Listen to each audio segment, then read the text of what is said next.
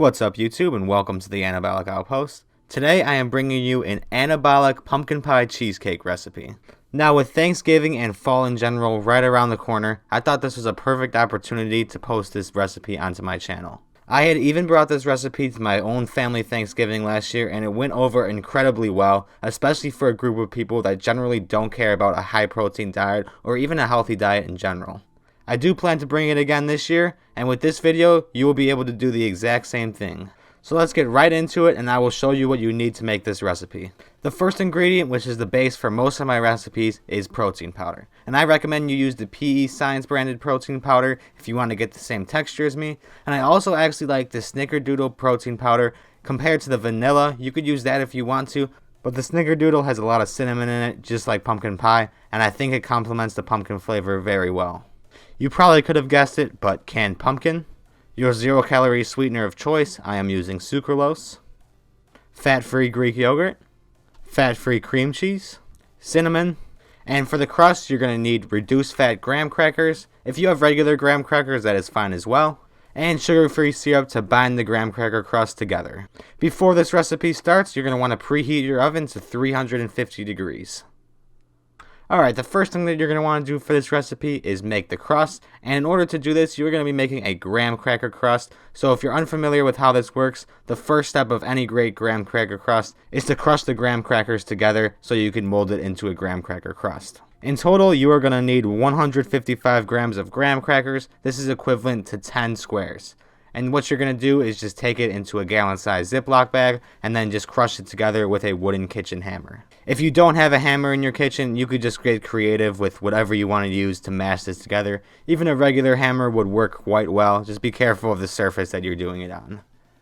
Alright, I am done crushing up the crust, and you can see exactly how fine of a powder I get it here. If there's a few big graham cracker chunks, it's alright, it's all going to mold together, but it should just be mostly crumbs that are in the bag now.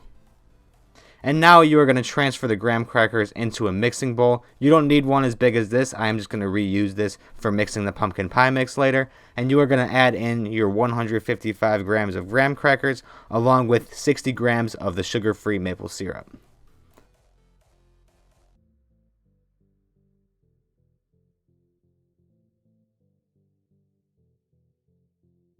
Once the graham crackers and the syrup are in the mixing bowl, you're going to want to get your hands in together and begin to toss it and have it to start to form into the crust. The strategy I like to use here is to begin to toss it like you see I'm doing now, just so the syrup starts to evenly coat the graham crackers. And then once the syrup is coated over the graham crackers, you're going to want to just pack it together kind of like you would a snowball actually, and just get all the pieces and begin to pack it together into the ball. You can see if there's any loose graham cracker that falls out, I just pick it straight up and begin to mix it back into the ball again, and continue to do this until the syrup and the graham crackers are evenly mixed inside of the dough. Now once you have this done, you are going to spray your pie dish, and you can put the ball in there and begin to smash it and then spread it evenly across of the pie dish. It does take a little bit of work to get this done, but this is all the requirements of having a great graham cracker crust.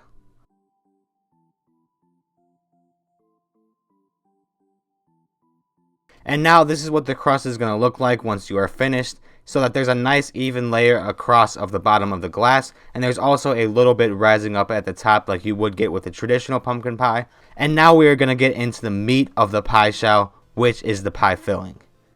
First thing that you want to do is start off by weighing out your dry ingredients. The first dry ingredient that I'm going to put in there is the protein powder, and I am adding 124 grams of this.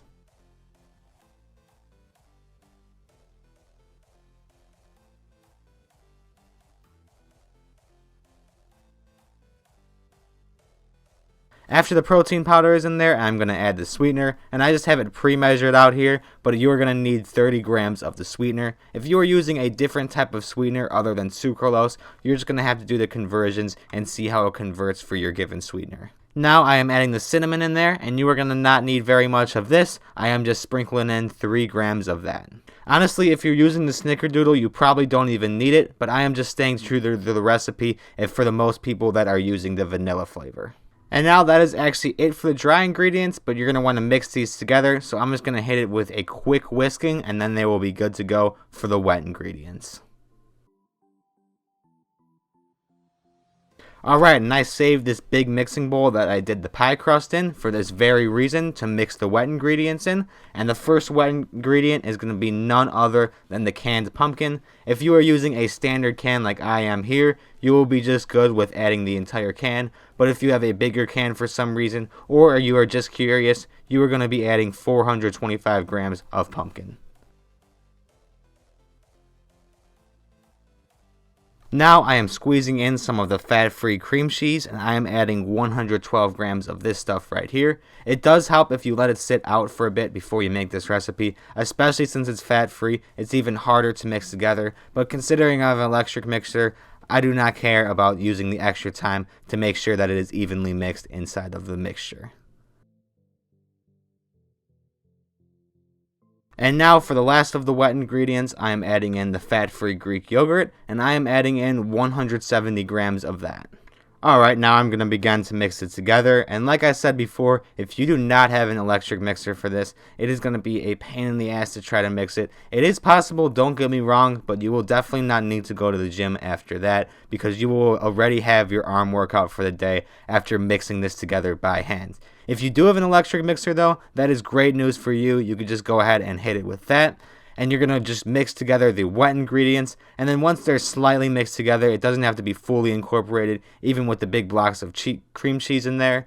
You are going to sprinkle in the dry ingredients very slowly, just a little bit at a time, which allows plenty of time for the big cream cheese chunks to break apart. Alright, and this is what it looks like once the dry ingredients are incorporated with the wet and they are all mixed together officially. This is the end product for the batter. Like I said, if you do not let your cream cheese sit out, or even if you do, you have to make sure that all the chunks are breaking apart. Take a little extra time to mix this together, because it really is worth it to not have cream cheese chunks inside of your pumpkin pie. Now that the batter is ready to go, you're going to begin to scoop it out with none other than a rubber spatula right onto the crust. You do not have to bake the crust or anything. You could just scoop it right on and bake it together. Now that batter is in there, you are just going to spread it all around with your rubber spatula. Make sure it hits all the corners and it is nice and evenly spread out on the top, so you could have a beautiful pumpkin pie once it's all done. Now that the pumpkin pie batter is evenly spread out on top of the crust, it is now time to insert it into the oven, and once it's preheated at 350 degrees, you're going to want to set the timer for 30 minutes.